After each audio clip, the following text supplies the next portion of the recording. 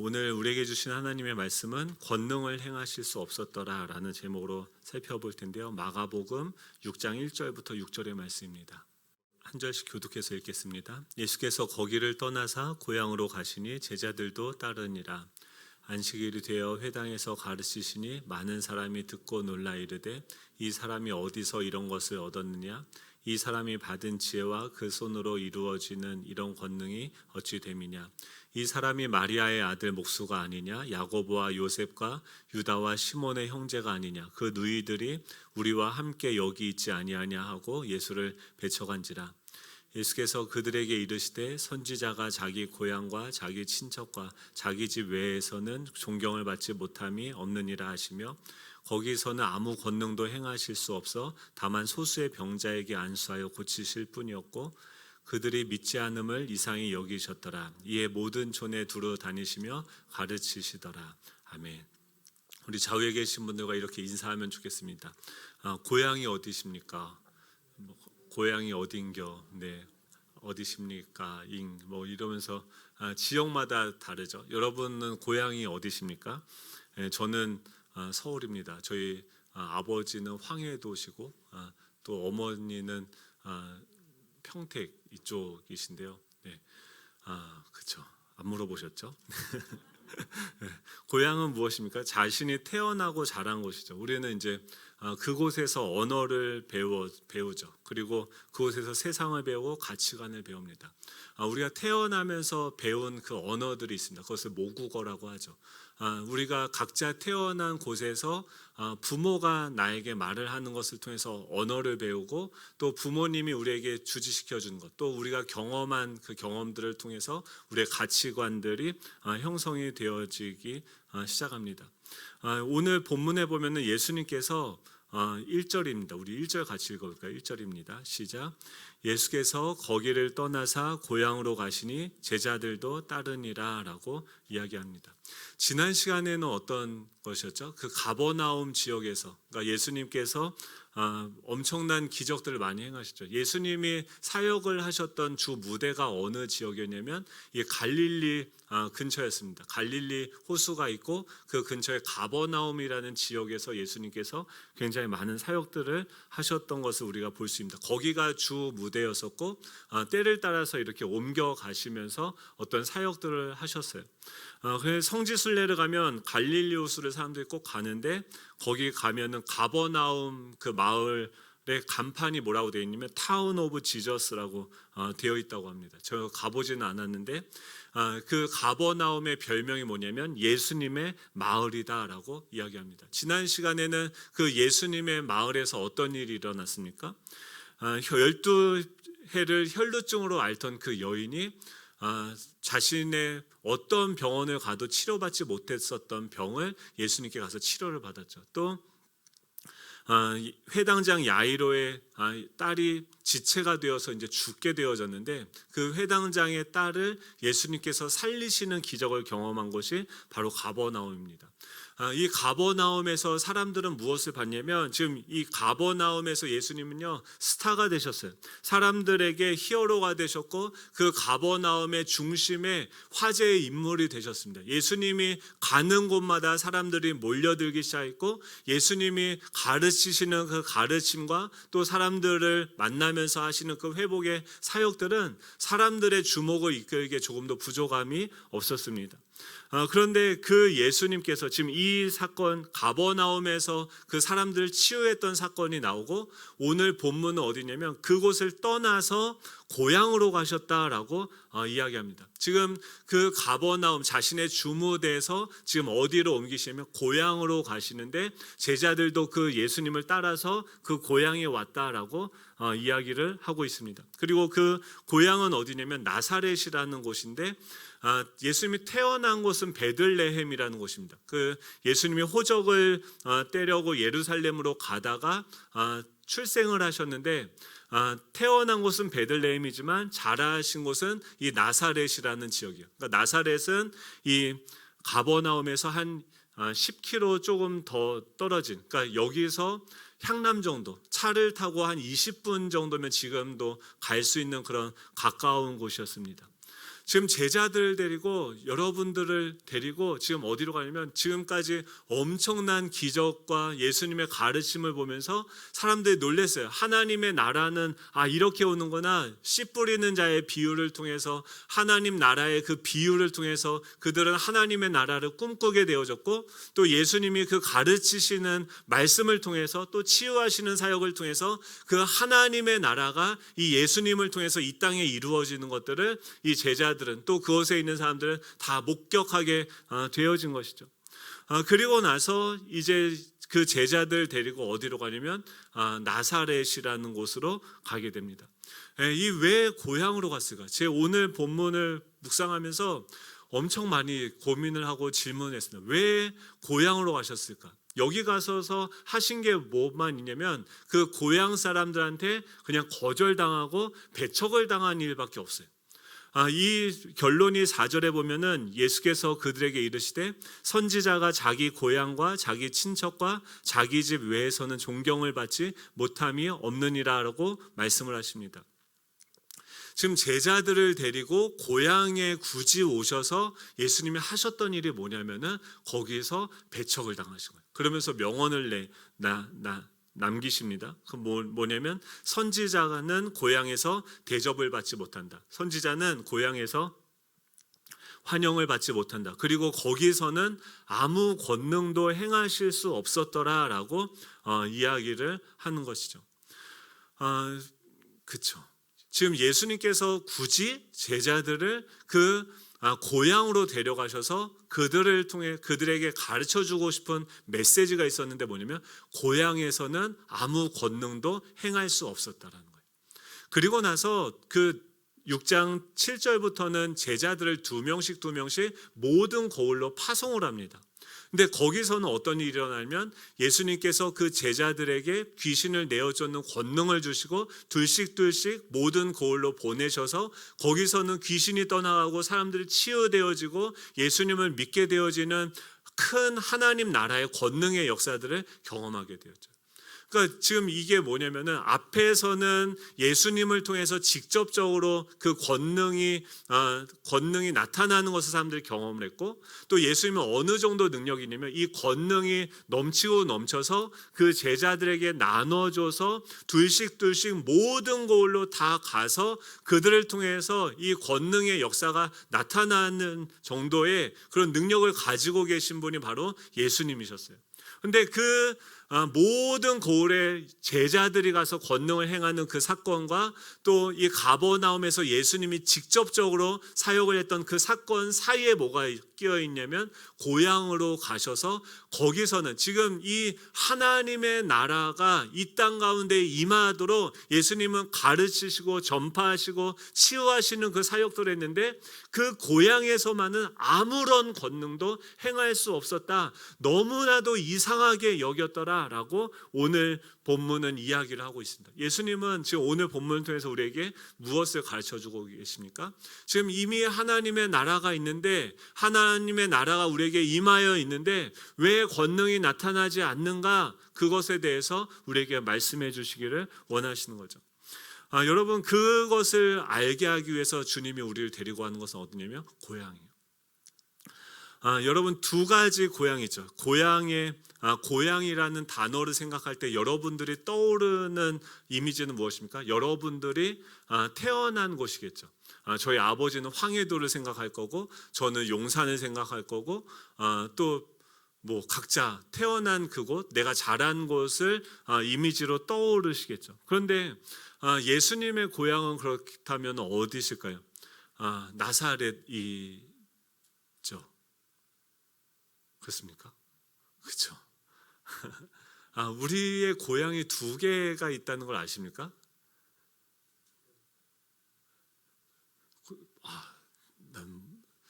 여러분 제가 오늘 말씀을 드립니다. 여러분의 고향은 두 개가 있어요.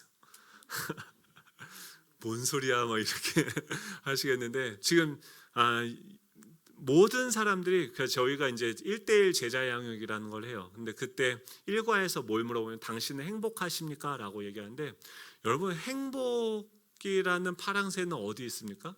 바로 내 곁에 있었다. 뭐 그 책을 보면 뭐 그런 얘기가 나오는데 행복이 뭘까요? 여러분 언제 행복하십니까? 행복하시죠? 아멘. 한 분 딱 행복하시고 나머지 999분은 행복하신가? 그 행복이 뭘까요? 모든 사람들은요, 이 행복한 삶을 원하고 있습니다. 근데 그 행복이라는 것이 굉장히 추상적이고 구체적이지 않죠. 당신은 행복하십니까? 1대1 제자 양육을 하면서 거기서는 뭘로 대답을 하고 있냐면, 모든 사람들이 행복하기 위해서 일도 하고 결혼도 하고 관계도 맺고 열심히 어떤 다양한 시도와 도전들을 하는데 사람들은 그 어떤 것으로도 만족하는 삶을 살 수 없다라고 이야기를 하고 있습니다. 그것이 우리의 지금 현재 상태다라고 이야기를 하고 있는데, 왜 그런가에 대해서 그 원인을 죄가 우리 사람들 안에 들어왔다. 이것을 다르게 얘기하면 어떻게 하냐면, 하나님 그 탕자 비유를 통해서 우리 알 수 있는 게 뭐냐면, 아버지와 함께 우리가 살던 그 본향을 떠나서 내가 스스로 아버지의 그 유산을 가지고 내가 스스로 잘 먹고 잘 살려고 한 것이 우리 인간의 모든 고통의 출발점이다라고 이야기를 하고 있어요. 여러분 복 받고 싶으시죠? 안 받고 싶으십니까? 우리 한번 따라 해볼까요? 하나님은 우리에게 복을 주시기를 원하십니다.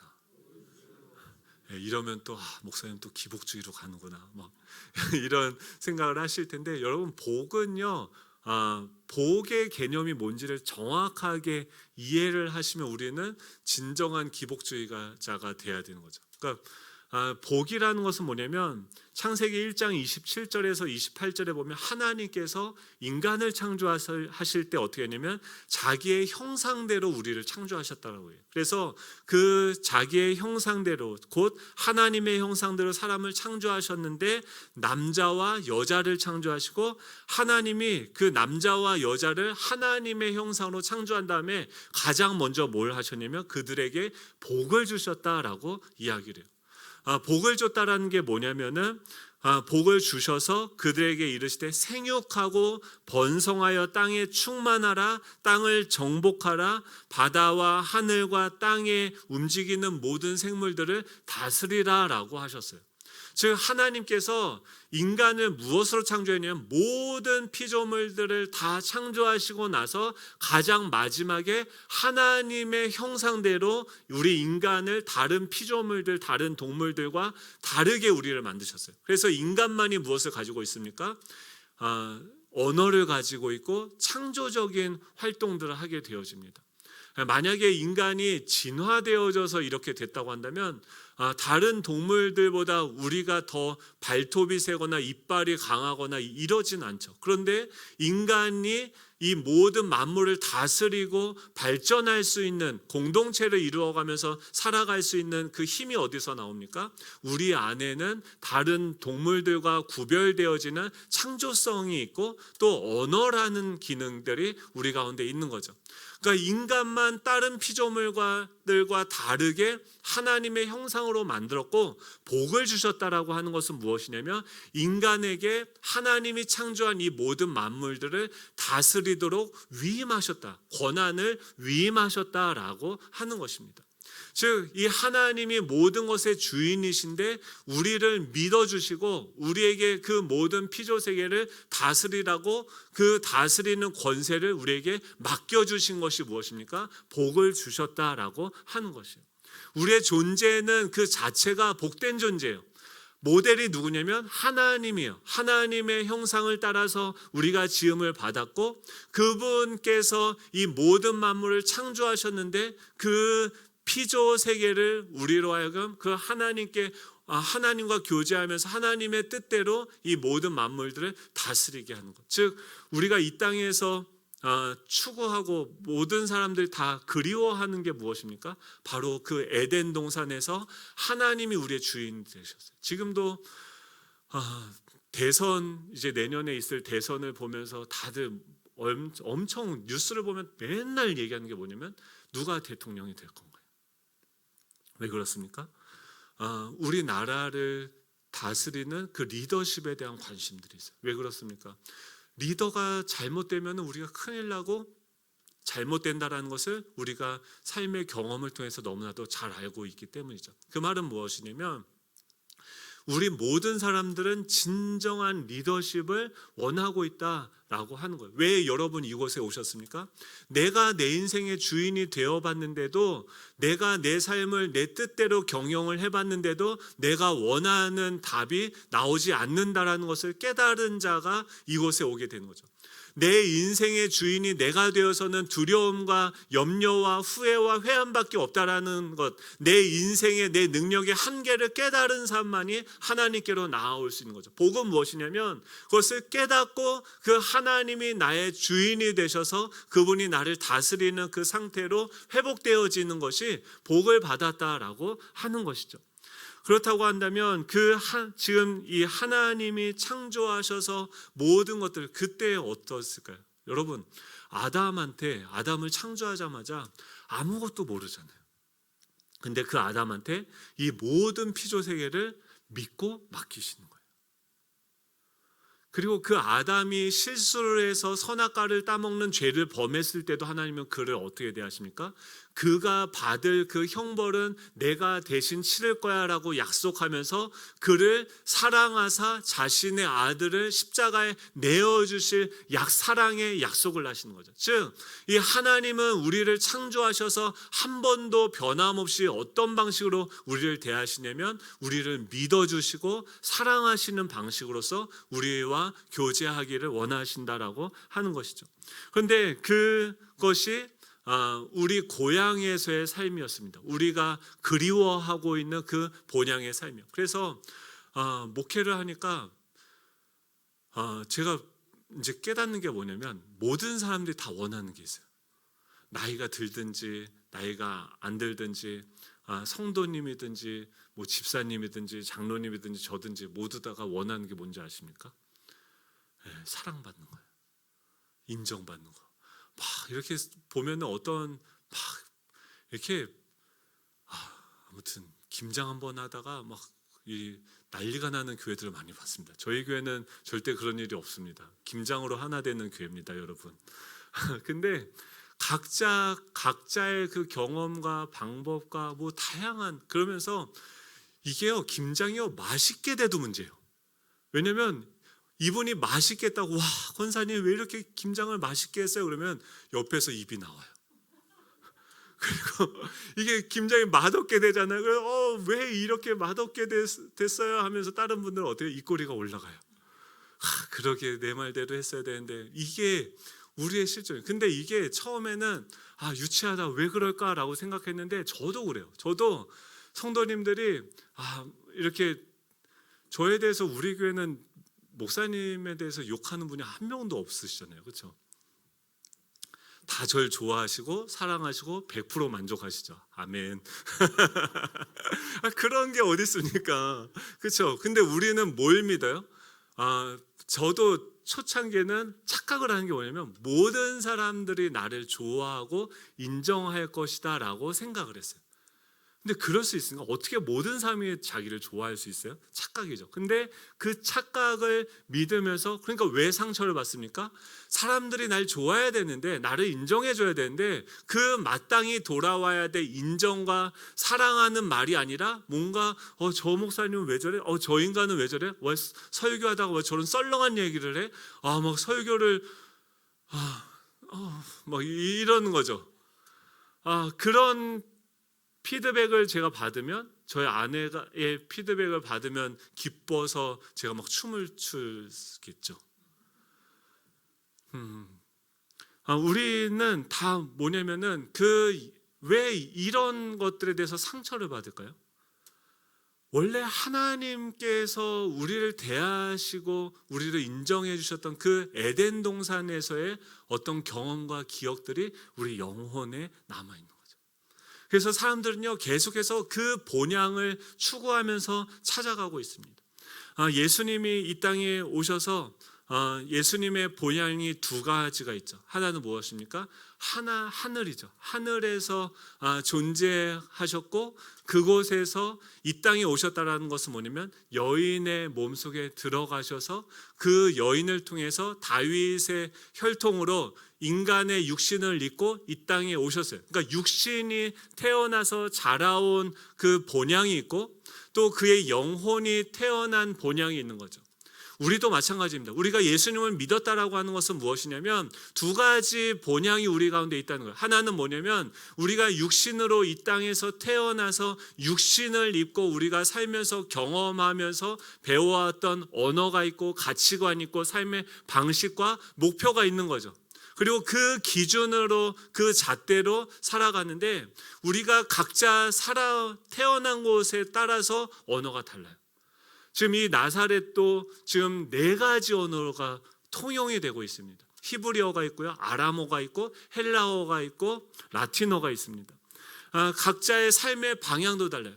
그러니까 이 땅에서 이 육신의 옷을 입고 태어난 이 나사렛이라는 동네는 왕이 누가 지배하고 있습니까? 로마의 황제 또 그가 권한을 위임한 그 분봉왕이 그 나사렛 그 갈릴리 지역에서 지배를 하고 있는 것이죠.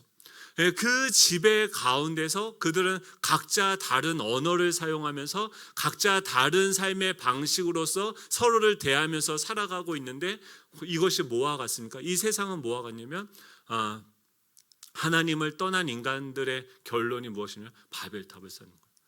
각자 추구하고 이야기를 하고 똑같이 대화를 해도요, 회의할 때 정말 어려운 게 뭐냐면 똑같이 한 단어를 이야기하는데 그 단어에 대한 이해가 각자가 다 다른 거예요. 그래서 회의를 할 때 뭐 하냐면 이 단어의 의미는 이거다라고 규정을 하고서 그것을 통일하는 작업들을 하게 되어집니다. 여러분의 고향은 어디세요?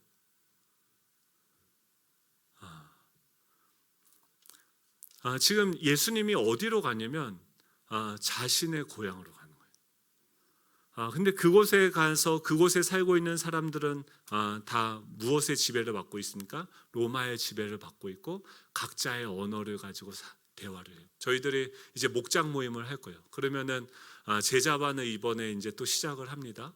제자반을 시작하면은 너무 행복하고 좋겠죠. 어떤 제자반이 잘 되냐면요, 처음에 모여서 한번 대판 싸운 제자반이 잘 됩니다. 그게 좀 기대하는 바가 있어요. 보통 어떤 기수들은 1학기가 거의 끝날 때쯤에, 그러니까 사람들이 오면요 다들 가면을 쓰고 옵니다. 그래서 정말 고상한 척 자기에게는 죽어도 안 하고 끝까지 이렇게 일을 악물고 있다가 은혜 받은 뭐 자기 아내 뭐 가족 남편이랑 뭐 싸우고 뭐 이런 얘기들을 안 해요. 안 하고선 뭐 하나님 거룩하시고 뭐 이런 얘기들만 하다가 언젠가 이제 이 제자반을 하면 하나님께서 만져가세요. 그래서 어떻게 하면 그 속사람이 이렇게 정체를 드러내게. 그래서 한번 2-3번 모이고 3-4번 막 모이다 보면은 이제 저한테 이제 1-2분씩 와요. 목사님 제자반 이제 못 하겠다고. 그러면은 뭐 요새 바쁘고 뭐 다른 얘기를 하시는데 결국 보면은 누구한테 삐진 거예요. 상처를 받았거나. 저번에는 간식을 했는데 뻥튀기를 사오기로 했는데 어떤 분이 과자를 사오신 거예요. 비싼 과자를. 그러니까 저거 과자 사올 수 있죠? 없죠. 뻥튀기를 사오라고 했는데 근데 감히 과자를 사오신 거예요. 그래서 목사님한테 이쁨 받으려고 과자를 사왔다. 그래서 저 권사님은 나쁜 사람이다. 아무튼 그런 일이 안 일어날 것 같은데 일어납니다. 그게 뭐냐면은 그런 거죠. 아무튼 그렇습니다. 고향으로 오니까 설교도 안 돼요. 고향은 어쨌든 뭐가 있냐면 자기 생각이 꽉 차가지고 자기 경험이 꽉 차서 이 사람들은 절대 남의 얘기 안 들어요. 그래서 자기만 옳다라고 주장해요. 자기만 옳고 자기만 높고 자기 이름만 나타나고 자기만 인정받으려고 서로 싸우는 곳, 대화가 통하지 않는 곳이 어디입니까? 이 땅을 고향으로 두고 살아가는 그 사람들의 고향이라는 거죠. 지금 예수님이 어디로 오냐면 그 고향으로 오시는 거예요. 한번 그 2절 우리 같이 읽어볼까요? 2절입니다. 시작. 안식일이 되어 회당에서 가르치시니 많은 사람이 듣고 놀라 이르되 이 사람이 어디서 이런 것을 얻었느냐? 이 사람이 받은 지혜와 그 손으로 이루어지는 이런 권능이 어찌 됨이냐? 우리 지금 예수님께서 그곳에 오시니까 사람들이요 감정적으로 반응을 합니다. 놀라요. 예수님이 가르치는 것 또 그분이 행하는 그 권능들을 보면서 많은 사람들이 듣고 놀라는 반응을 행합니다. 그러면서 질문을 합니다. 이 사람이 어디서 이런 것을 얻었고 이 사람이 받은 지혜와 그 손으로 이루어가는 이런 권능이 어찌 됨이냐라고 질문을 합니다. 질문을 하는 건 너무나도 좋죠. 지금 그 질문을 해야 되는 거죠. 예수님이 지금 지혜가 있으시고 예수님이 능력이 있으신데 이 지혜와 능력이 어떻게 주어지는가 여러분 질문하셔야 돼요. 성경을 보면서 말씀을 보면서 여러분들의 삶의 영역에서 일어나는 그 사건과 문제들을 가지고서 예수님께 질문하며 나아가셔야 돼요. 근데 그 질문을 하고선 우리는 기도를 하나님한테 이렇게 저렇게 막 아뢰고 나서 질문을 하고 나서 어떻게 하냐면 답을 어디서 듣냐면 자신의 경험, 자신의 생각에서 듣는 거죠. 그들이 실컷 질문하고 나서 뭐라고 얘기합니까? 3절에 보면 이 사람이 마리아의 아들 목수가 아니냐, 야고보와 요셉과 유다와 시몬의 형제가 아니냐, 그 누이들이 우리와 함께 여기 있지 않냐라고 대답을 누가 합니까? 스스로가 해요. 자신이 육신의 눈으로 그 예수님을 바라보았을 때 이 예수님은 어떤 분이에요? 야고보와 요셉과 유다와 시몬의 형제이고 인간 계속 반복되는 것이 무엇입니까? 이 사람이 누구냐? 이 사람이 그 사람이 아니냐? 이 사람이 아니냐? 이 사람이 아니냐라고 하죠. 여러분 이런 신앙은요 우리의 삶 가운데 권능이 나타날 수가 없습니다. 이 예수님은 세상 사람들도요 예수님을 무엇으로 믿습니까? 4대 성인 중에 한 분으로 믿어요. 사람으로서 예수님을 믿습니다. 그리고 그 예수님이 2000년 전에 이 땅에 역사적인 인물로 태어나셨다는 것을 지금 예수님을 믿는 사람이든 믿지 않는 사람이든 다 믿는다라는 거예요. 근데 그 믿음으로는 아무 권능도 행하실 수가 없는 것이죠. 예수님에게 질문하고 찾은 다음에 그들은 뭐라고 대답하니까 자신의 경험에서 보았던 육신의 눈으로 보았던 그 예수님을 보게 되는 거죠. 예수님은 계속 앞에서 어떤 일을 하셨습니까? 여러분 이곳에 예수님이 계시죠? 보이십니까? 안 보여요. 근데 예수님이 계신 것을 믿으십니까? 그 아멘이라고 하신 분들은 뭘 믿으신 거예요? 이 말씀에 그렇게 되어져 있으니까. 그러니까 이 바벨탑을 쌓는 그들 가운데 하나님께서 믿음을 어떻게 주시냐면 지금 다들 자기 이름을 대고 자기가 옳다, 자기 말만 하고 자기 남의 얘기는 듣지도 않는, 그래서 이 언어가 흩어져서 사람들이 소통이 안 되어지는 그 바벨탑을 쌓는 그 시대에 하나님께서 아브라함을 부르셔서 어디로 하냐면 갈대아 우르 그 세상의 고향에서 떠나서 너는 본토 친척 아비집을 떠나서 내가 너에게 지시하는 땅으로 가라라고 하십니다. 그러니까 예수님이 제자들을 본토 친척 아비집에서 떠나오게 하셔서 우리 육신의 본향에서 떠나오게 하셔서 계속해서 예수님이 인도하시면서 무엇을 보여주냐면 지금 너가 눈으로 보는 이 현실이 있는데 그 현실, 눈에 보이는 현실이 아니라 눈에 보이지 않는 세상도 있다라는 것을 예수님이 계속해서 말씀으로 가르쳐 주시는 거예요. 그냥 회당에 들어가셔서 설교하는데 이 속에 있던 어떤 사람들이 멀쩡하게 맨날 예배드리러 왔던 사람인데 그 사람 안에 있던 어떤 영적인 세력들이 정체를 드러내고 떠나가게 되어지고 지금 이 풍랑이 일고 우리가 막 죽게 되어졌는데 그 예수님의 말씀으로 이 자연, 이 폭풍, 풍랑이 다스림을 받게 되어지는 것을 제자들이 보게 되어지는 거예요. 이것이 어떻게 된 일이야? 어떻게 이런 일이 일어날 수 있어? 어떻게 그 야이로의 딸이 죽었는데 어떻게 죽은 사람이 다시 살아날 수가 있어? 어떻게 12해를 혈루병으로 앓던 그 여인이 어디 가도 나을 수가 없다라고 이야기했는데 그 예수님을 만나고 나서 그 여인이 나음을 입을 수가 있어?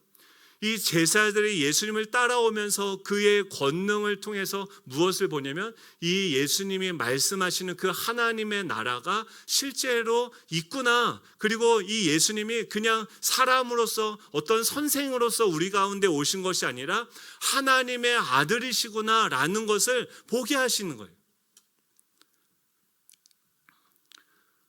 그리고 그 예수님 안에 계시는 예수님 안에 임한 예수님은 이곳에서 뭘 보고 계실까? 예수님은 대화를 할 때 여러분 어떻게 하십니까?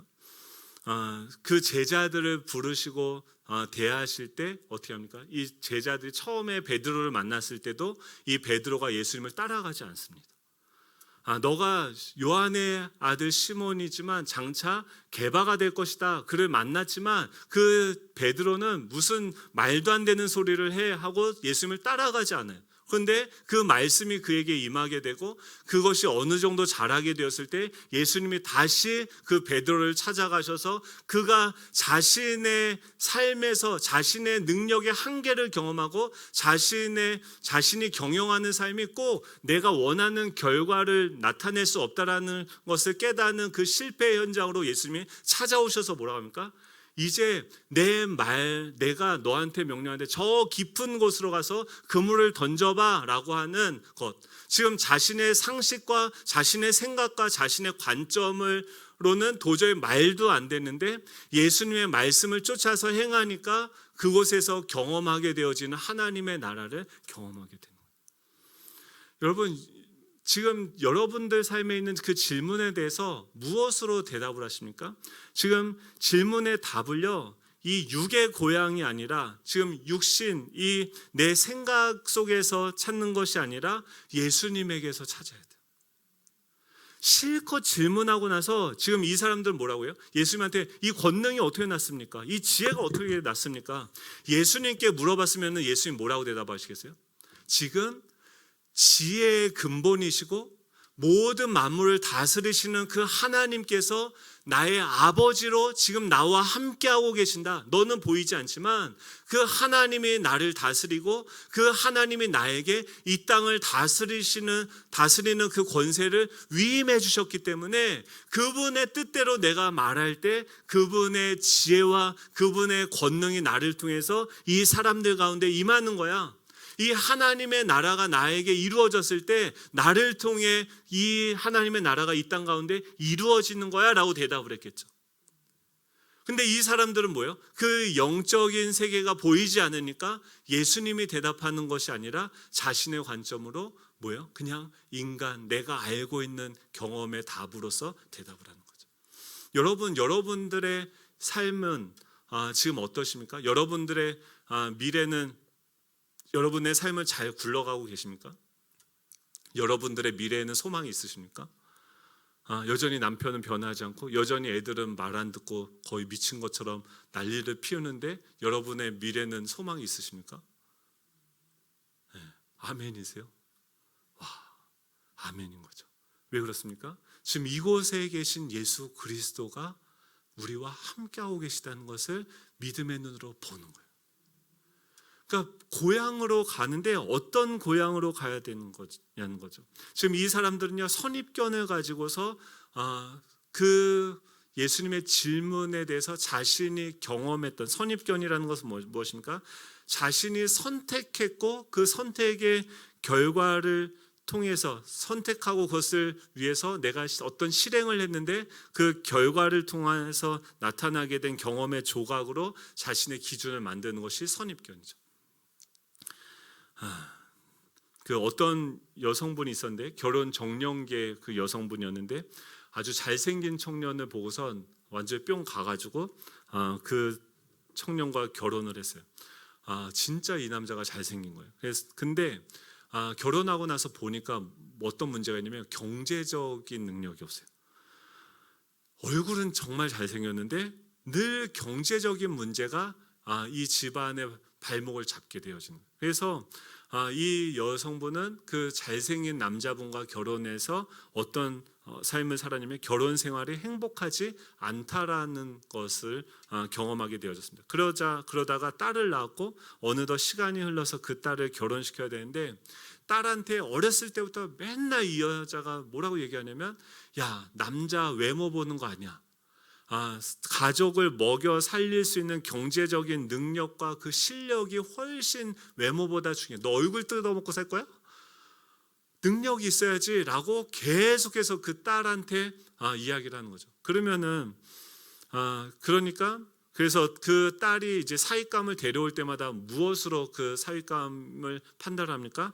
그 사윗감이 가지고 있는 경제적인 능력의 그 기준으로서 그 사람을 보게 되는 거죠. 이게 뭐예요? 선입견이라는 거죠. 그러니까 이 여성분은 자신의 경험을 통해서 경제적인 능력이 있는 남편이 있어야지 내가 잘 살고 행복할 것이다라고 하는 것을 믿고 그 관점으로 모든 것을 보는 거죠. 돈의 가치로 보는 거죠. 근데 그 얘기를 듣더니 같이 제자반하던 어떤 다른 집사님이 뭐라고 하냐면 야, 돈 있으면 뭐하냐. 우리 남편은 진짜 공감을 못 해준다고.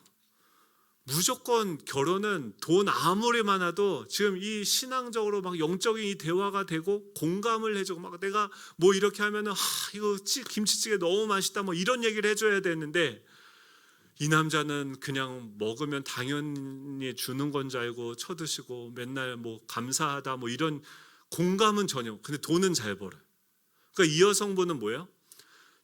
맨날 믿는 게 뭐냐? 돈이 많은 것보다도 공감해주는 남자를 만나야지 행복하다.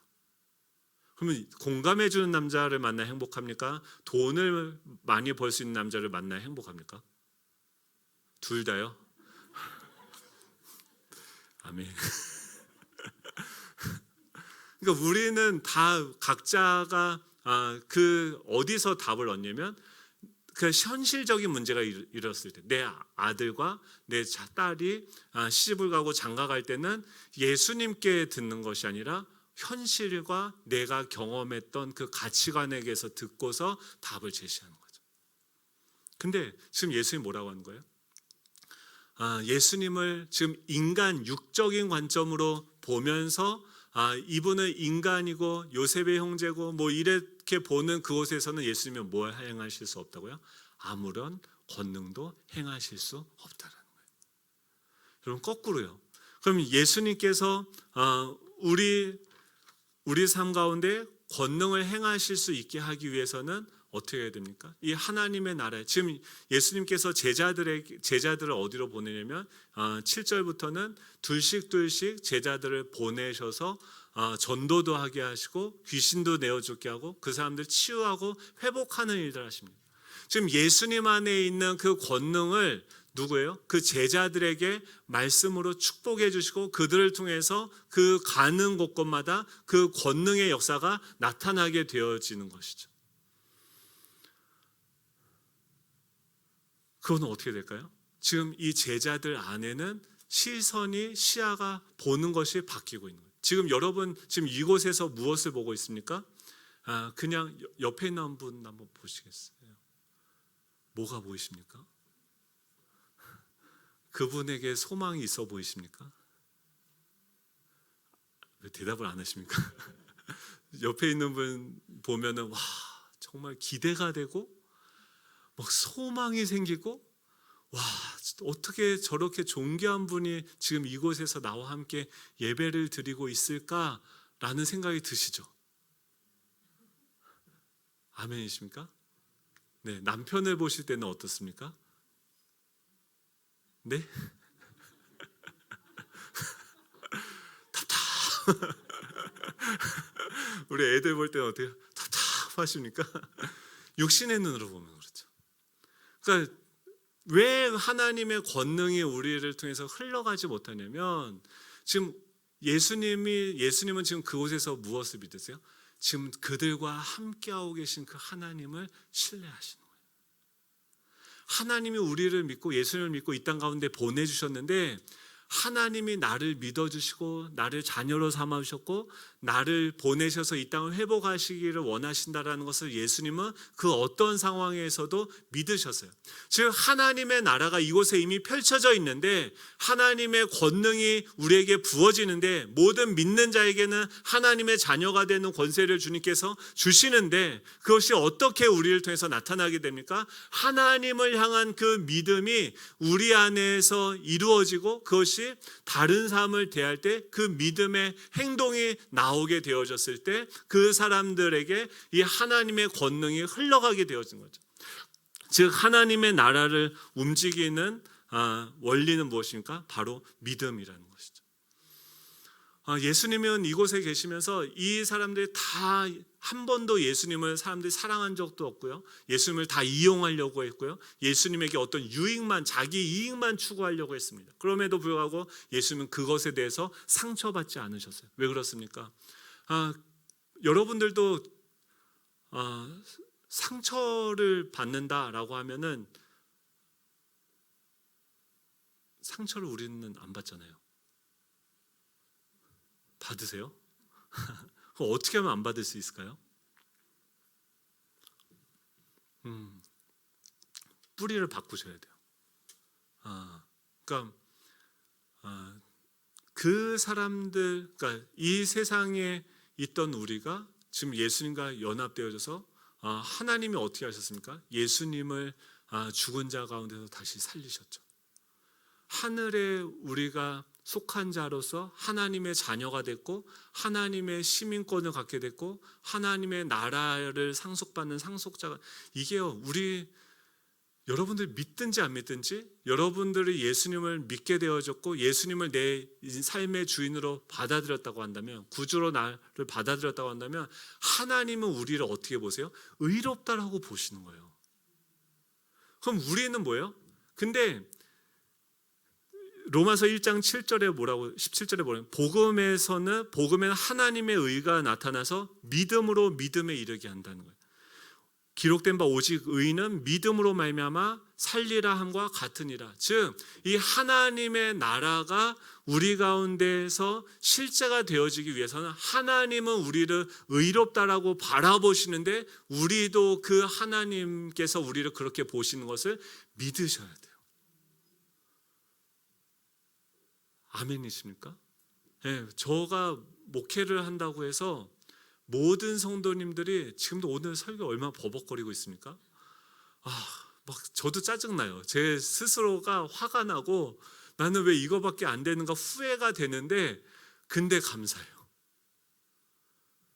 그럴 수 있는 이유가 뭐냐면 우리가 능력이 1밖에 없고 정말 작은 오병이어 도시락 요거 하나 만들 수밖에 없는 능력밖에 없다 할지라도 그런 우리를 하나님께서 누구로 삼아주셨어요? 자녀를 삼아주셨고 그런 우리를 통해서도 그 5,000명 수많은 사람들을 먹이고 살리는 일들을 이루어 가신다는 거예요.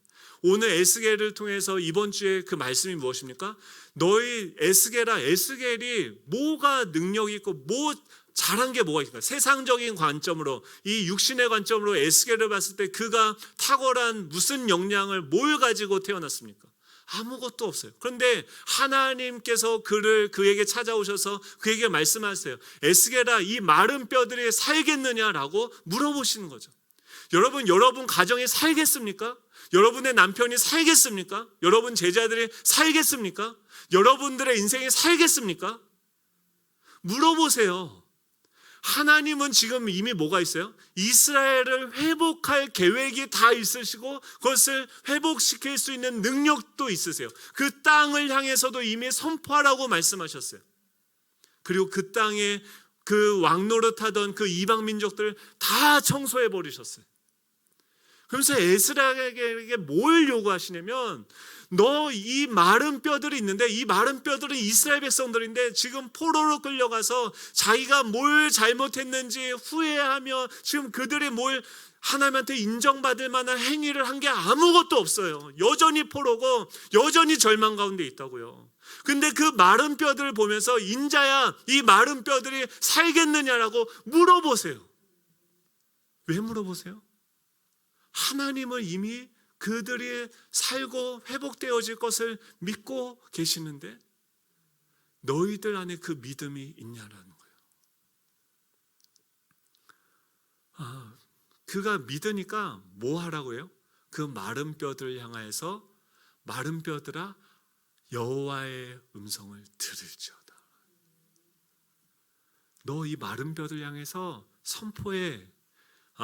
마른 뼈들아 하나님의 말씀을 들을지어다 라고 지금 다 마른 뼈가 됐다는 것은요, 죽은 지도 이제 한참 됐고요, 죽으면 처음에 뭐 썩고 물이 흘러나오고 뭐 이런 시간들도 아주 지났어요. 다 뼈가 널브러졌으면요, 지금 무덤에 가서 그 무덤을 파보십시오. 거기 있는 뼈들을 보십시오. 이 뼈들이 살 수 있겠냐는 거예요. 완전히 모든 소망은 다 사라졌다는 거예요. 근데 그 마른 뼈들을 향해서 너가 지금 물어보는 거야. 하나님이 지금 하나님이 안 계시다고 하면 그 마른 뼈들을 향한 관점은 뭐냐? 이건 끝난 거예요. 소망이 없는 거예요. 더 이상 뭐 왈가왈부할 수 있는 게 아무것도 아무 가능성이 없는 거예요. 근데 뭐가 달라지냐면 하나님이 지금 그곳에 오셔서 우리에게 말씀하시는 거예요. 그래서 질문하시는 거예요. 그 마른 뼈들, 여러분들의 문제를 가지고선 질문하세요. 이 마른 뼈가 살겠느냐? 여호와께서 아십니다. 아멘 하는 거예요. 그러냐? 그러면은 그 마른 뼈를 향해서 태어내라. 아담에게 어떻게 하나님께서 이 모든 땅을 다스리게 하십니까? 그 에덴 동산에 선악과가 있고 생명나무가 있어요.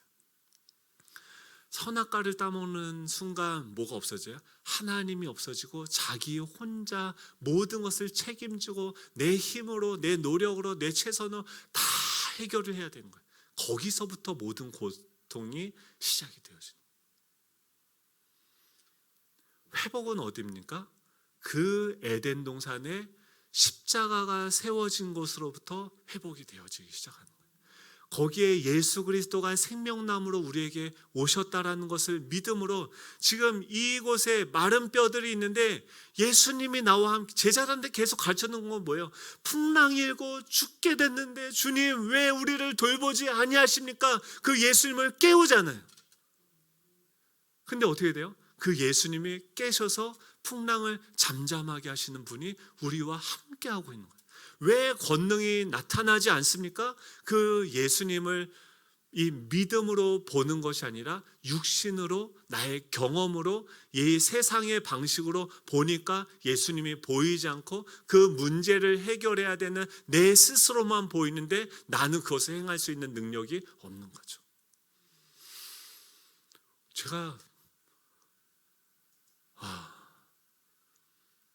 설교를 저뿐만 아니라 우리 모두에게 뭐가 있습니까?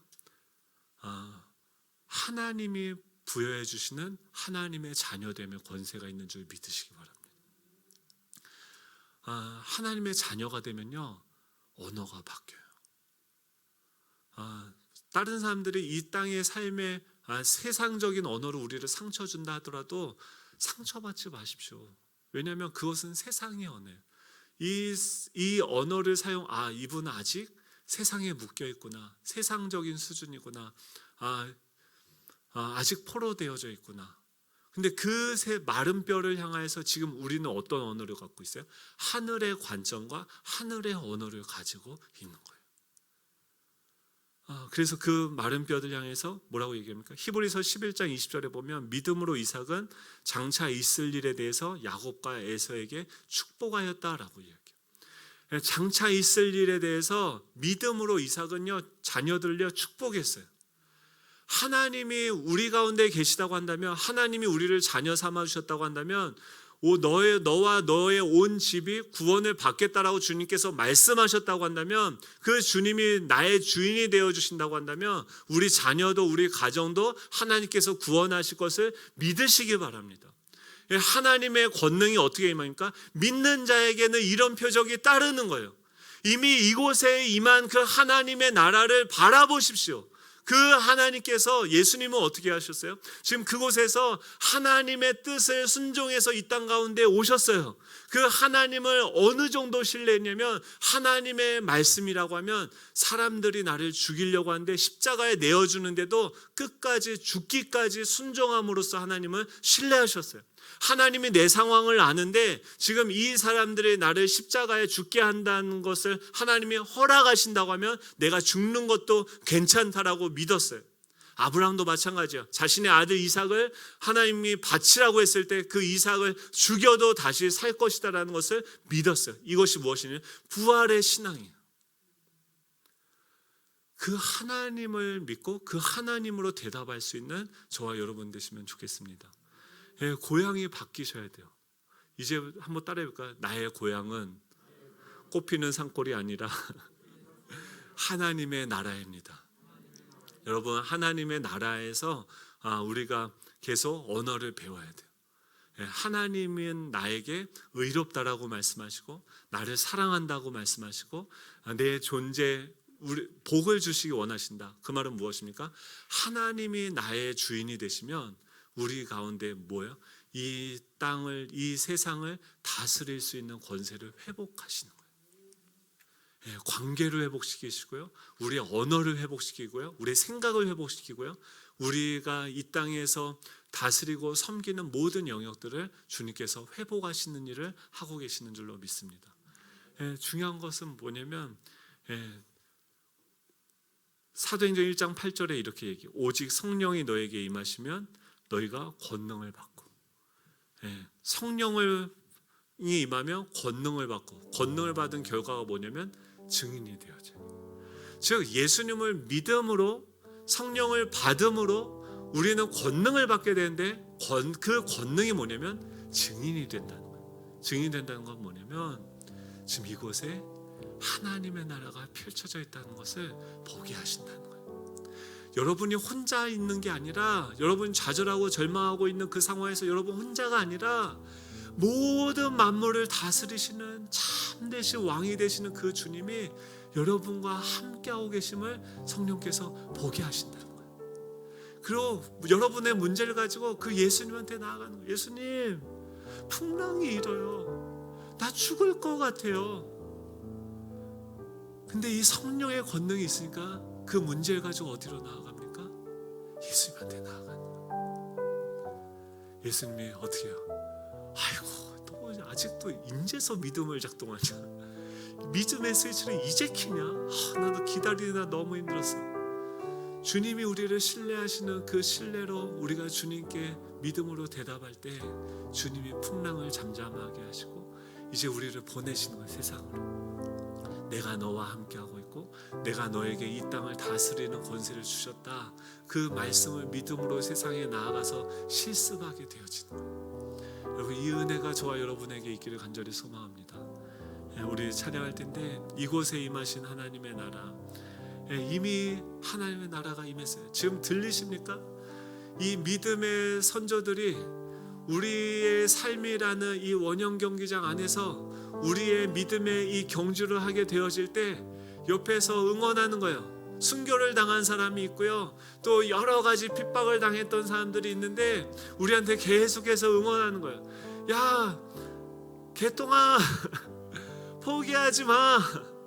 그 믿음을 가지고 그곳에 계신 하나님을 바라봐. 그분을 붙잡아.